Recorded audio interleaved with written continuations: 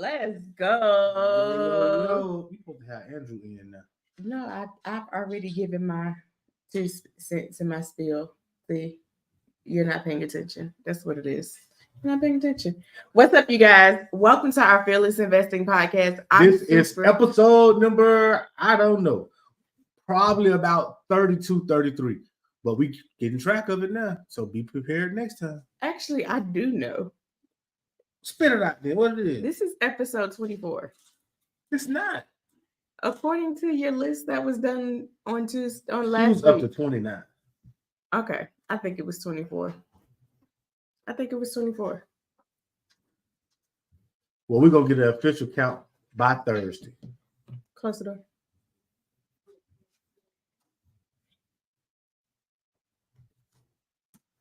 Let's do it. I want to welcome our good friend Andrew Lucas. This Fearless podcast is not going to be done with the two of us. We are super excited. I'm gonna add you right now, Andrew. What's up, Andrew? What's up? I'm here. How are you? I am fabulous. Man, you got like a glow going on. What is that, man? What like This is blue are light. you like Jesus and Jesus Jr.? Like, what is that, man? You got like a glow going on, man. What is it's the that? deal finding light, man. It's just The the light, deal finder light. That's the light right. on real estate. I've Oh, seen the man. light. I am here, and I'm going to share it with everybody else. That's right. That's right. That's right. Really, The what it is, deal finder really- light. it's actually just really poor lighting above me. The fluorescent lights were not supposed to be on like they are, but I can't turn them off. So we're just having issues with lighting. So Man, it's cool to me. Like Look, you it's the deal glow on finder. it. It's the deal It's finder light. almost That's like what you it can is. walk on water. Like, oh, man, once you see the light, you get in this business. shine the light. I don't like it still. I don't care what you like. Antonio likes that slogan, shine the light, and it's just not growing on me. It's not. It's not. What's up, Joy? What's up, Courtney? Hey, Vandregas. Hey, you guys. Hey, Desmond. Hey, yo, I Yeah. shared this to our Deal Finders YouTube page. StreamYard let me hit the button, so it's there on YouTube as well. Let's go. What's up, deal finders? Deal Absolutely. finders are in the building. What's a deal finder, Andrew? And I know I'm going off script, but hey, listen. No. Listen, you better let her run the show before you get in trouble. She already got a little attitude. We know it. We know it. Wait, no, but tell us for real, Andrew. Tell us, what does deal finder mean? Like, who are deal finders? So Deal Finders, it is a state of mind. It's where we have decided that we're going to be in the real estate business and we're going to go find deals. And obviously those could be big, small, it could be pieces of paper, notes, or 100-unit apartment complexes. That isn't what we're talking about. Deal Finders it's a state of mind. It's a way of being that says my eyes are open, my ears are open, and my mouth is going to be open, and I'm going to talk about what I am looking for so that I can hear it from other people and see it when I come across it. So it is literally the state of saying, this is what I'm doing. I'm looking for deals, and I'm going to find them in my community right now, today, if I look hard enough. So there's a lot more to that, and I can't wait to share. That's what we'll share with you guys in Alabama soon. Listen, I didn't know that. That like gave me the chills. I didn't know that deal finders meant all of that. I love that. That was absolutely amazing. You been under a rock or something? Well, I've never heard Andrew explain it. I mean, like he that. did a very He good did job. a that really time. good He did job. a really good job. Yes. That one rolled off the tongue, so that one was good. But it's probably where you two live right now every day anyway. And that's why I gave you chills. Absolutely. Yep. Andrew, tell me, who is Andrew Lucas? Who is Andrew Lucas? Oh man, how far you want to go back? Let's Andrew's a weird character, but in today's world, weird is good, right? So that's fine. here in Columbia, South Carolina. Was born here. I thought I would get really far away when I was in high school. I was like, I'm leaving this, blowing this popsicle stand. I'm going west, and I literally made it an hour east, and that's as far as I've ever lived.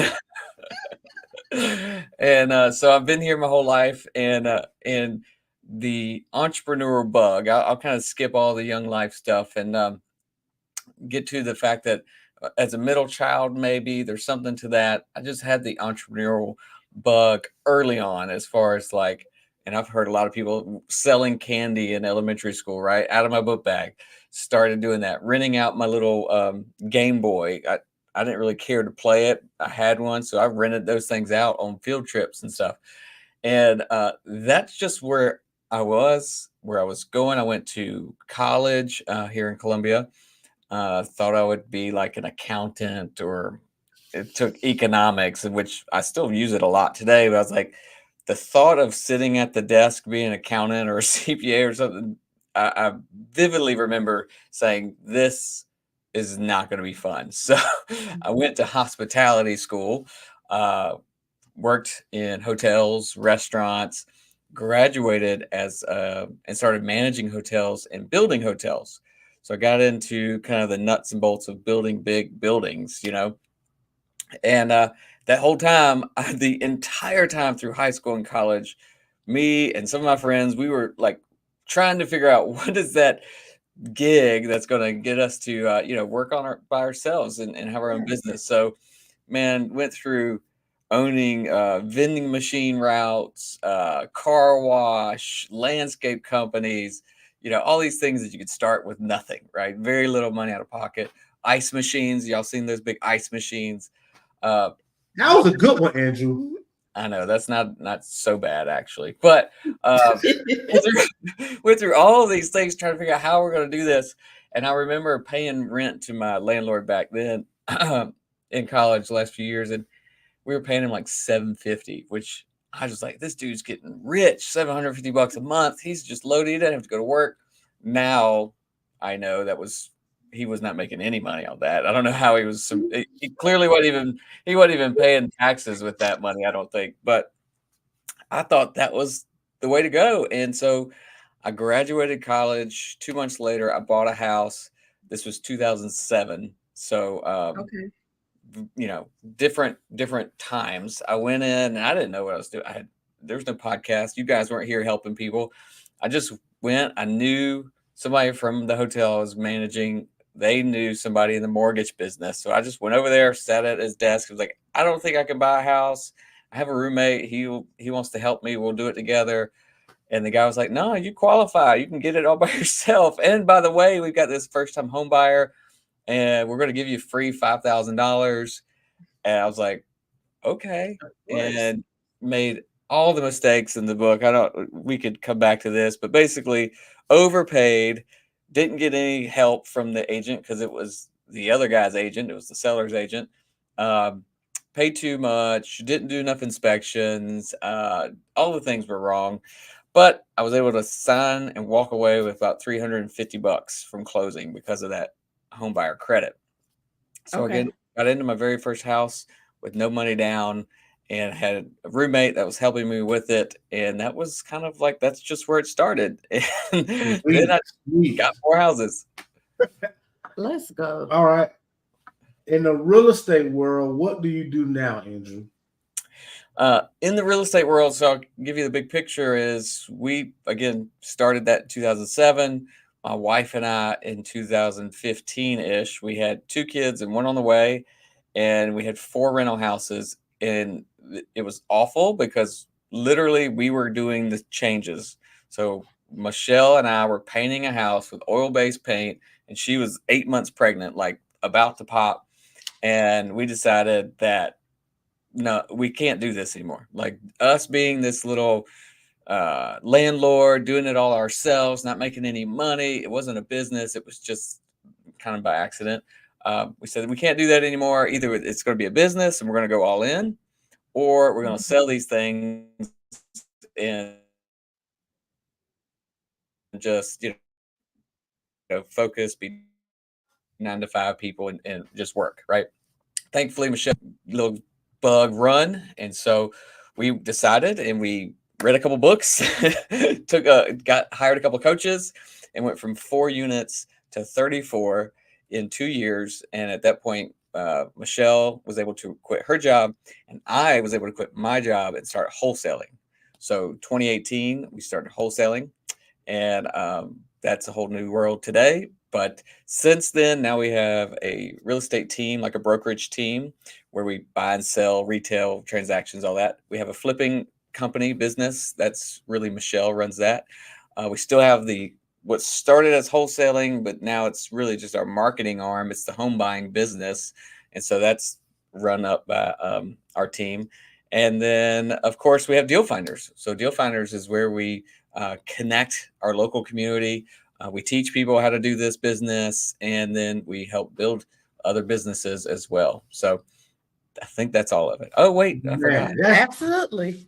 I forgot the last one. We just started our property management company because we've got over 100 units for ourselves, but we had that all split between different management companies. And then 2 of those companies are kind of getting out of the business. So we just consolidated, and now we are property managers. Let's go. So Sweet, fun. sweet. That's amazing to go from 4 properties to 30 plus doors. That's amazing, Andrew. Andrew, let me ask you this question. Were your parents entrepreneurs? Absolutely not. Oh my goodness. Can I tell you how opposite? And it's funny, we joke about this at dinner time. Like, my mom just retired COVID year, whatever, from like 35 years at the same company. My dad works at that company still today, and he's like on 35 himself. Like, they are just the opposite. They went in, the old school of, this is my company, they're going to take care of me, which they did for a while, but they don't anymore. It's, today's world, those companies don't take care of their employees anymore.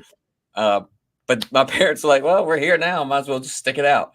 So yeah, totally not. So 2 parents, old school in my book, 9 to 5. Good Get education. Good education. Get my Good benefits. Yeah. Don't let me talk. Or you gonna talk. Sorry. Thought we were like sharing that. Go. I got the same mind. When you go in there, you tell them, hey, me and my wife already got kids. We're going to do real estate full time. What was that conversation like? Oh, that's a great question. My mom has always been that optimistic outlook on life. And she would be the one that would have, I think, gone out and done something. But her father was a lieutenant colonel in the Army. He was a math or English teacher, and very much like, do this by the book, do it the way, everyone's always done it. And so that's why she went, and she has a math degree from Clemson, right? Like, she didn't want to do that. He made her do that. So she was really doing it the way, like, we've all been taught to do it. So she kind of has that, I say that endless optimism. So she was like, go for it. Right. I think my dad's just like, whatever, if that's what you want to do, don't come back. Like, I don't want to have to support you. That was really what it was. Yeah. But remember, we were 34 doors in, right? And a couple of my entrepreneur buddies, one of them said he owns a sign shop, and I remember him saying, dude, this is the best thing you could have ever done. You're not like most people that quit their 9 to 5 and then they go start a business. They start from zero. He's like, you're not jumping off the dock into the deep end. You're walking off the dock into a boat that's floating, and you're going to try to take it on, like take it and go bigger. So we had a boat there for our income. Yes, there's risk, right? When we're doing our own thing, but that boat can go a lot farther than the dock could, right? So that 9 to 5 was only going to get us so far. And we're going to walk out on this boat, and we're going to try to put the pedal to the metal. And we had that little safety net. So I don't think it was a lot of fear from them because of that. And my wife and I, we have good jobs. We work with local companies here. Like we definitely left on good terms, right? That's Don't get me important. wrong. We were making sure they knew that if this didn't work, we We would was be coming going. back. Man, that's key. You say that job thing, and I meet a lot of people because we do events and things, and they have that itch of I'm just gonna quit. I hate my job. I hate I'm my sick of job. my I'm gonna job. just quit it, and I'm gonna start real estate. We're like, no, Yeah.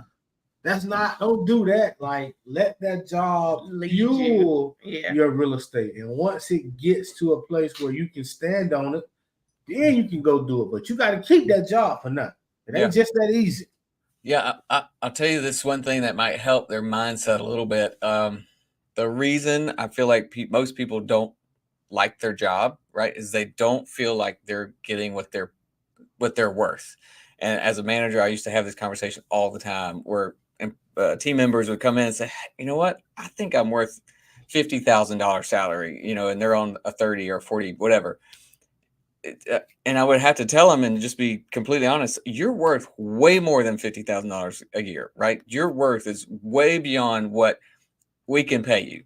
Like this is all that this company can do for you. And there's a lot of people in that situation like that they're worth more, but that company can't, they just physically can't pay more. They don't want to, right? Whatever it is.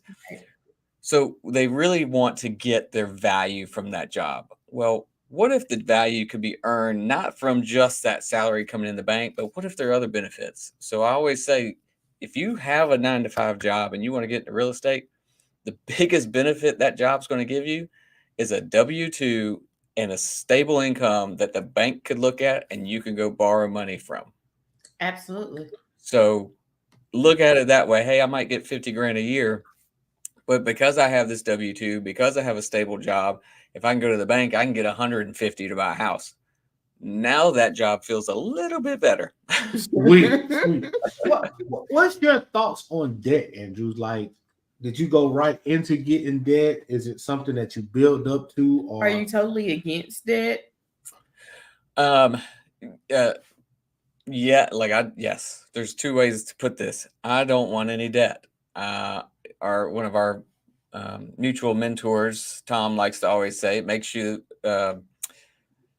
it beholds you to the wrong thing, right? So when you have the debt, you are now working for that other person because you got to pay them back, right? Mm-hmm. So it puts your focus on the wrong thing. Versus if you have no debt, then your decisions are based on what you actually want to do. When you have debt, you got to pay people off. Your decisions are then based on that, right? That's your motivation. So totally would love to live without debt. However, I'm in real estate and we did not buy 35 units with cash. We didn't buy the first 4 with cash. We started with 0. I mean, literally started with a loan from Michelle's 401k, right? Well, after that first house, the first house actually was 0. Started literally with 0, negative, right?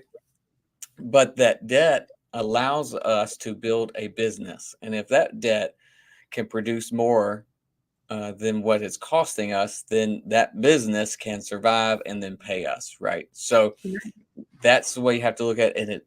And it is a big mindset shift and issue for people. I know that.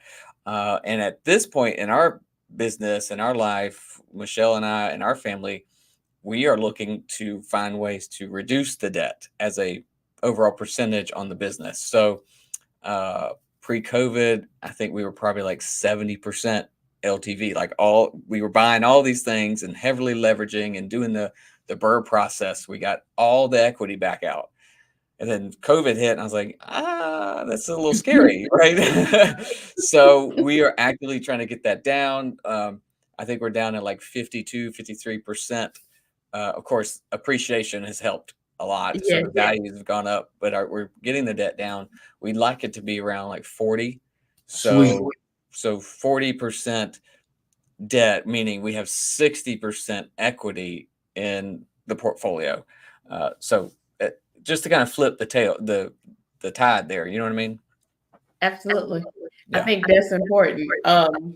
you get in how you get in, but as you're getting in, you start adjusting and just making better decisions, better choices, so that eventually you want to be able to pass it down with as little debt as possible as you're setting up your generations.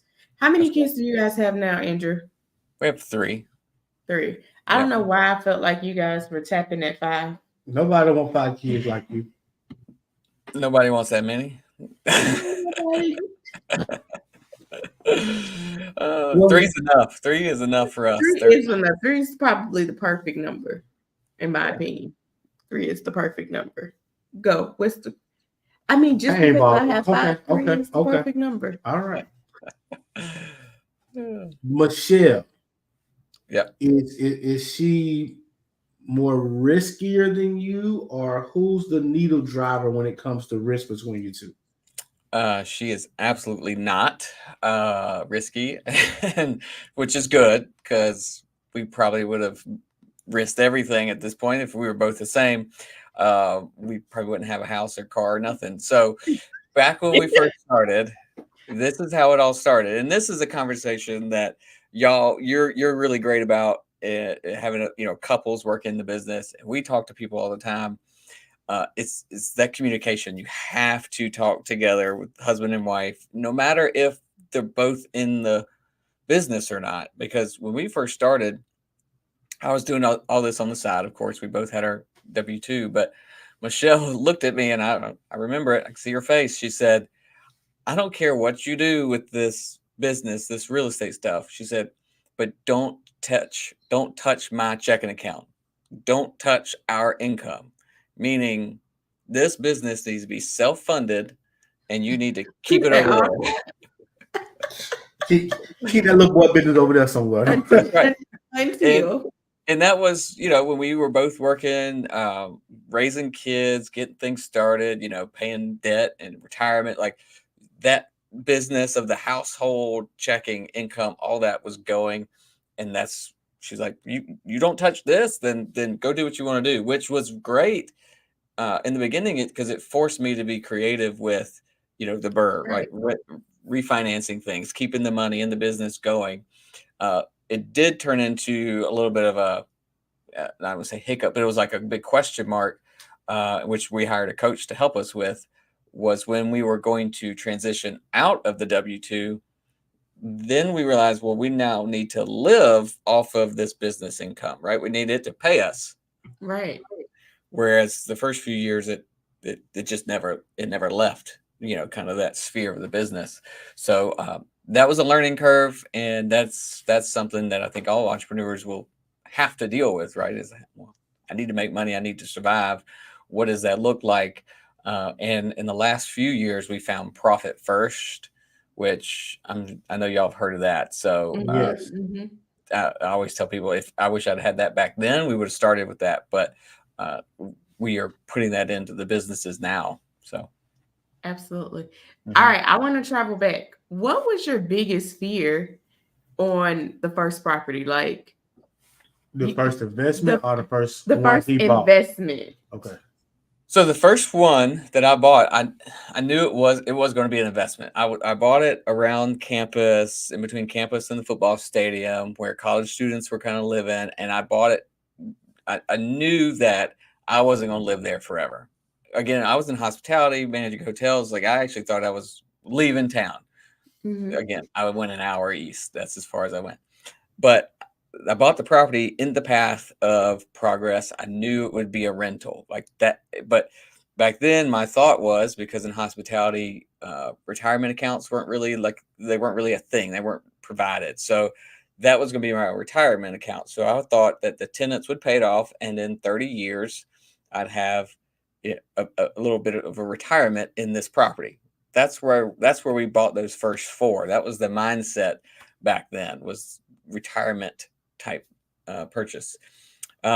So I had no fear, which is sometimes good, because I didn't know what to fear back then, right? Ooh, okay. Coming straight out of college, You're fearless. just fearless flipping, right? So I had no idea what to fear.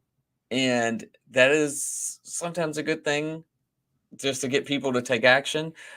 As in building a business, if I had 3 kids at that point and then did it, that would have been a terrible idea, right? Mhm. I should have done a lot more research, but uh, now I've done all the research through experience, and that's what we like to share with people.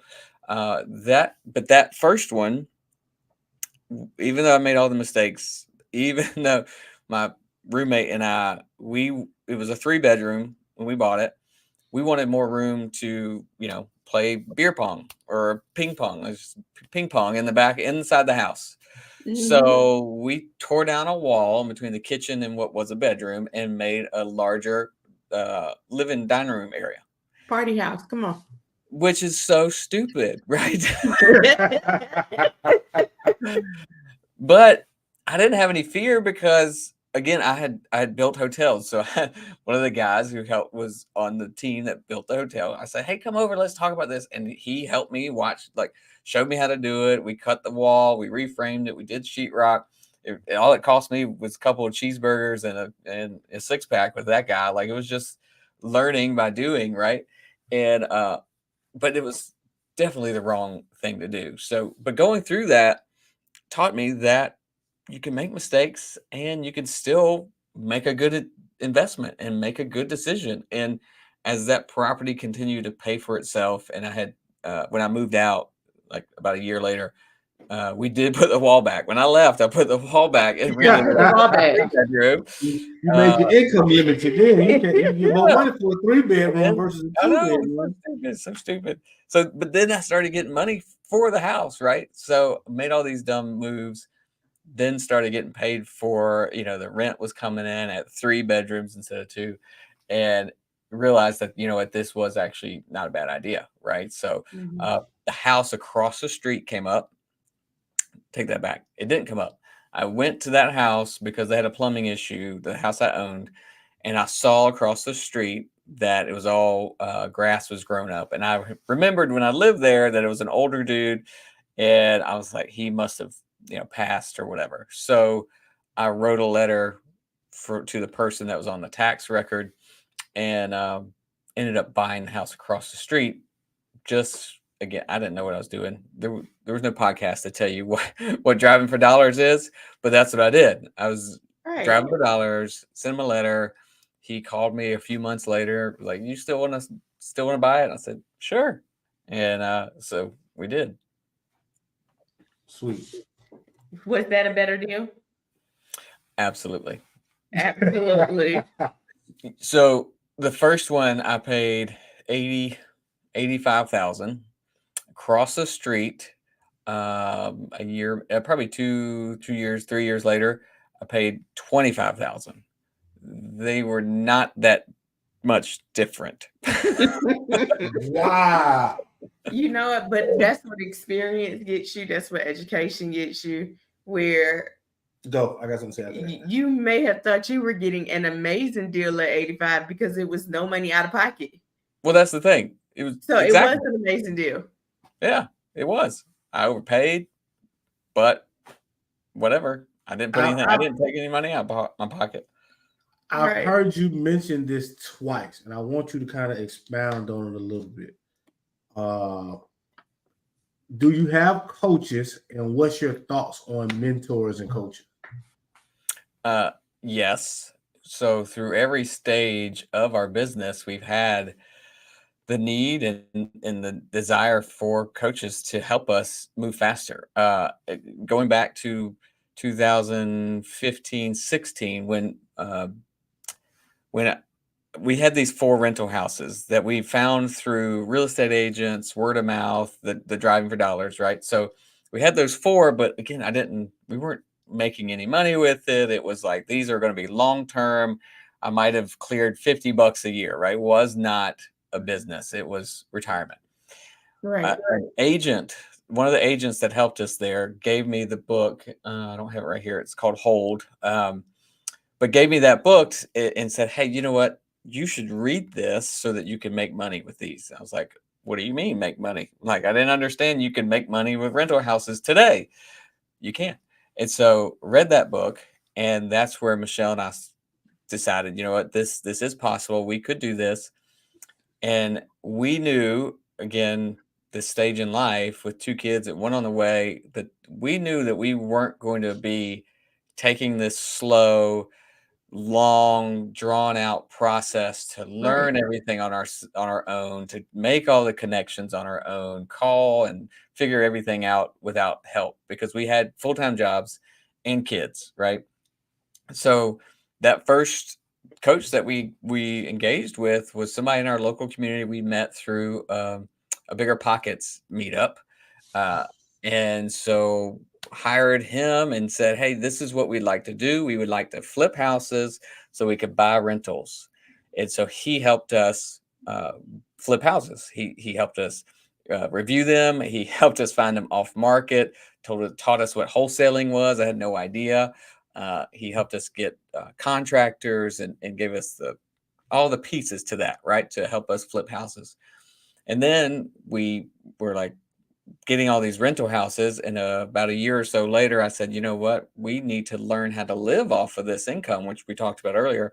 And so I hired Kelly, another coach of ours, to help us live and build a rental portfolio that will provide income, because at the beginning I didn't know how to do that, and we wanted to quit our job. Well, the goal was for Michelle to quit before Reynolds started um, first grade or kindergarten, because she wanted to be able to pick him up at 2 o'clock from school. And so when our timeline was short, and again, we're like, you know what, the way we see to shorten this timeline is to pay someone for their time, their service, their Right. experience, and plug it into ours. I tell people all the time, you can do this business from start to finish with no one's help. You can do it all on your own, watch these videos, podcasts, whatever.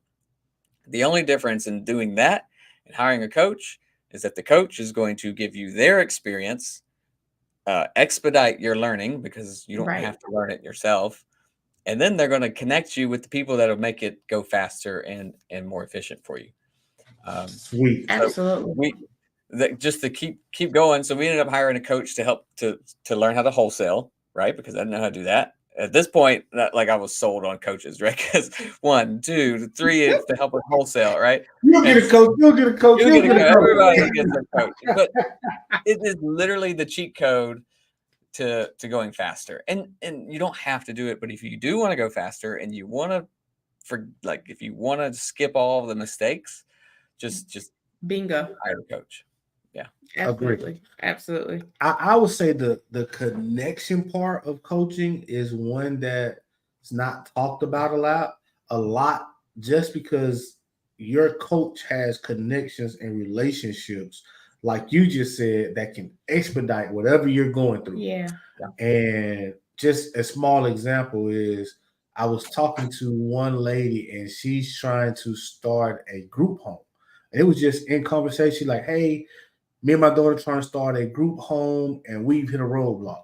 And it's Mhm. like, I know somebody that also did the same thing you did. Let me Yeah. give you her number so she can tell you how she overcame that. And just like that, a problem that was this big became this big. Yeah. We always maximize our problems when we think they're huge, but to the person who's already accomplished them, they're small. Yeah. Yeah. And they're easy and they're overcomable, right? They're overcomable. Right. Absolutely. Andrew, I was just sitting over here thinking, like, Andrew's going to be teaching us at the conference how to find deals. And literally, that's the name on your shirt, Deal Finders. That's it. Deal Finders. Yes. I'll probably wear So, this shirt too. So just so you know. we are literally, I saw a post come out today. We are 10 days away from the conference. 10 days away.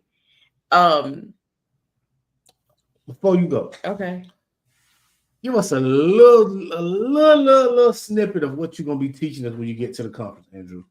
Oh man, I'm gonna give away the fire here. So what I'm going to be teaching on, I think, is part of it is the mindset of what a deal finder is, but literally that's a big part of it, right? Is breaking down Absolutely. those mindset barriers. So we will do that.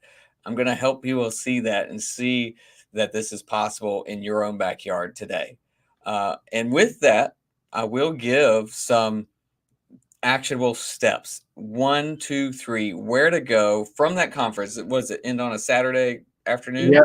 Yeah. So that Saturday afternoon, where could you go, leave that conference and find a deal? And so that is what we're going to end with is here are the spots. And I'm going to give at least 10. I've got a slideshow right now that's got like 15. Depends on how much time I have. But I'm going to give those spots, places, direct access to those so that you can go find a deal. The whole point is to go do it. And when you do the first, second, or third, it becomes real and it becomes second nature for you. And that's where I want your community to be. Sweet. Absolutely. Sweet. I'm excited. I can't wait to see you. Is Michelle coming? No, she'll be here. She'll stay back. Somebody gotta watch the kids. Somebody got to watch the kids. You should know about that. Yeah, Tonio. I'm on air. I can't say what I want to say. But forget them kids. Tell Michelle I need her to come on. I know, right? Stupid. Bring the kids. Come on. Oh my goodness. Absolutely. But for real, if Michelle wants to come and bring the kids, bring the kids. We'll have babysitters. Okay. Just let me know. And Can I bring my kids too? your kids better be coming. You babysitters, girl. Shoot. So yeah, let us know. And because we got some family that's coming in town too. So love it. Let us know. I don't think they're all coming to the conference, but I think some of them will be back for the babysitting. Well, look, I'll tag her in this and let her see. Right, Yeah, right. going to tag them, man. Right. Say, hey, they want you. That's right. Ashley wants you. For the people who have been under a rock and don't know, Andrew Lucas is coming to Birmingham, Alabama to bless us with ways to find deals. The conference is July 26th and 27th. The 26th is going to be with Darlene Root. She's going to be working on our mindset, overcoming fears and challenges. Then we're going to have a networking party that evening. So come out, have fun, mingle, connect with other people. Then Saturday, it's going to be all day, y'all. All day. We got Cody going to walk a real live property with us.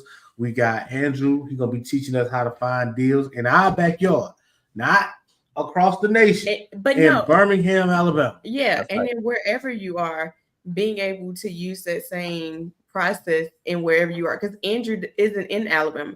Andrew is in South Carolina. So if he can use those deals he can find those deals in South Carolina and in Birmingham, so can you, wherever you are. That's right. And then we got the man, the myth, the legend, Mr. Darius. He gonna be talking about the money. So when you find a deal, right, after Andrew tell you how to go find them deals, we're gonna use Darius to fund those deals. That's right. And then Brandon's gonna tell us what not to do in our rehabs on no deals. So it's literally laid out for success. All you gotta do is take action and get in the room. Absolutely. If I'm going to drop the link in the chat, you guys, so that you can literally get your tickets. We added a bus. What was that? Friday. We added a bus because we had overdid our expectations, and we had a team meeting on Friday with the team. Was like, okay, do we get an extra bus or we don't? Okay, we got an extra bus, but guess what? I can't get another one after this. It's not going to work. Ain't no more buses. We can't be riding through Birmingham with 10, 12 buses. It's just not going to work. Okay. Well, I'll have my truck. We'll pile in the back. Right. So I need you to get in this room. I need you to go ahead and secure it. I don't want you saying, Ashley, I've always wanted to come, but I just didn't come because I was afraid. I was scared. No, get in the room. Learn if this is what you truly want to do. You want to start building generational wealth. You want freedom. You want to be able to leave that 9-to-5. What that comes with first, investing in yourself, investing in deals, building up that cash flow before you even let go. And that's what we're going to teach you exactly how to do that. Two things. One thing is, if you're really serious about it, get your VIP ticket so you can talk to Andrew one-on-one and get those nuggets. He is a giver. Absolutely. So make sure that you Yeah. are in the, I'm gonna say this word wrong, vicinity Yeah. of like-minded people who have done way more than you're thinking about doing. Yes. The second thing is I want to thank our sponsors for the event. Absolutely. We have Southeastern Savage, X-Flipper Academy, Junk Fathers, Farmers Insurance, Timberline, the Denmarks, Jacob Title. They got to get added to the list. They're not on this one. But shout out to our sponsors because we can't do this without you guys. So if you are looking for anything or you're in the middle of a project, you're stuck somewhere, reach out to them. They can all help you. They will help you and they'll exceed your expectations, guaranteed. Connections. These are the people you need. These are investor-friendly people that look to work with people just like you. Absolutely. Absolutely. All right. Without further ado, I want to tell you thank you, Andrew, for Thank coming you on for this today. time, I Andrew. can't wait to see you next I'm week. pumped. I'm ready. Me too. I'm excited. Yay! Well, you guys have an amazing day. Oh, you I will see you guys at REI Live Tonight. tonight. Yep, I'll see you guys at REI Live tonight. Andrew, you be safe and let us know if you need anything from now to next week. You got it. See you then. All right. You coming in Friday or Saturday? That Friday. I'll be there Friday for the thing. I'm gonna come see Darlene. Yeah. Oh yes. Oh yes. Absolutely. Great job. All I'll right, see you you there. guys. Love you. Peace. Bye, y'all.